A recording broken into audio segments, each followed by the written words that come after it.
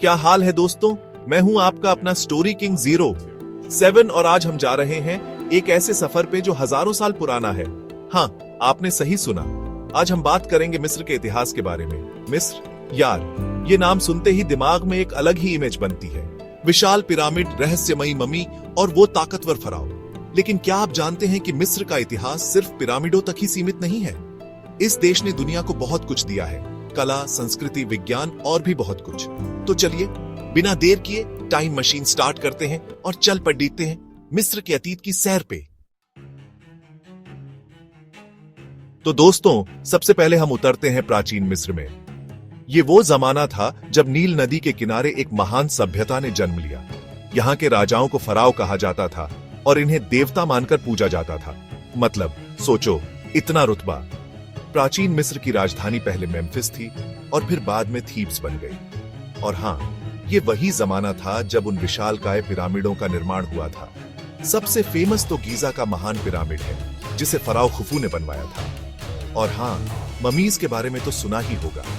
प्राचीन मिस्री अपने मृतकों को संरक्षित करने के लिए उन्हें मम्मी बना देते ताकि उनकी आत्मा हमेशा के लिए जीवित रहे।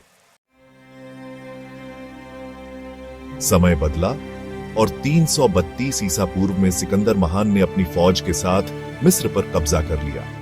सिकंदर ने अलेक्जेंड्रिया नाम का एक नया शहर बसाया, जो आज भी मिस्र का एक महत्वपूर्ण शहर है। सिकंदर के बाद पटोलेमिक राजवंश ने मिस्र पर राज किया, जिसकी आखिरी शासक थी मशहूर क्लियोपेट्रा।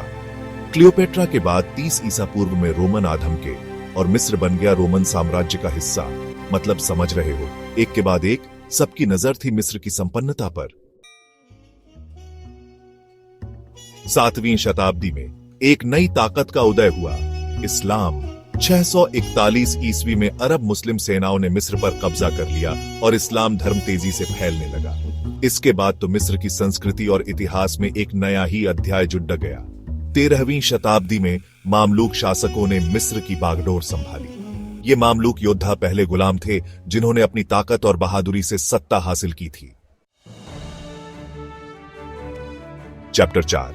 16वीं शताब्दी में ऑटोमन तुर्कों ने मिस्र पर कब्जा कर लिया और इसे अपनी सल्तनत का हिस्सा बना लिया। ऑटोमन शासन के दौरान भी मिस्र में कई उतार चढ़ाव आते रहे, लेकिन 18वीं शताब्दी के अंत में एक ऐसे शासक का उदय हुआ जिसने मिस्र को आधुनिक बनाने की ठान ली थी। जी हां, मैं बात कर रहा हूं मोहम्मद अली पाशा की। मोहम्मद अली ने सेना का पुनर्गठन किया, शिक्षा व्यवस्था में सुधार किए और मिस्र को एक नई दिशा दी। चैप्टर 5। 19वीं शताब्दी में ब्रिटिश साम्राज्य का सूरज दुनिया भर में चमक रहा था और 1882 में ब्रिटिश सेना ने मिस्र पर भी कब्जा कर लिया। मिस्र के लोग ब्रिटिश शासन से खुश नहीं थे और उन्होंने आजादी के लिए संघर्ष शुरू कर दिया। आखिरकार 1922 में मिस्र को ब्रिटेन से आंशिक स्वतंत्रता मिली, लेकिन ब्रिटिश प्रभाव अभी भी बना हुआ था। चैप्टर 6। 20वीं शताब्दी के मध्य में मिस्र के लोगों ने आखिरकार अपनी मेहनत का फल पाया। 1952 में गमाल अब्देल नासर के नेतृत्व में मिस्र में क्रांति हुई और ब्रिटिश समर्थित राजशाही का अंत हो गया। मिस्र बना एक गणराज्य और नासर बने इसके पहले राष्ट्रपति। नासर ने 1956 में स्वेज नहर का राष्ट्रीयकरण कर दुनिया को मिस्र की ताकत का एहसास करा दिया।